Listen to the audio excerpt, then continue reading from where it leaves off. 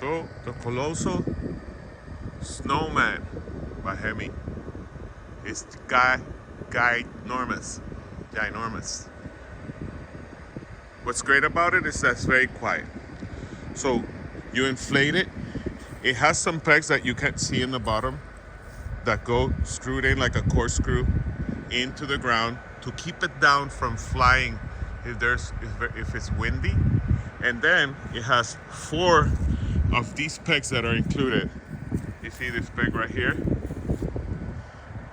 to stabilize it. So it has 2 in the bottom, on the bottom, and on the sides. So check it out. It's really nice. It's huge.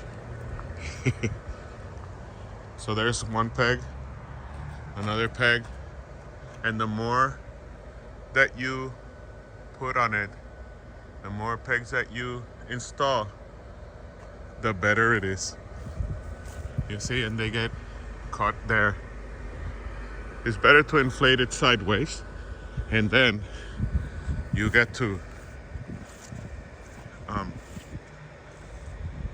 stand it up. Okay?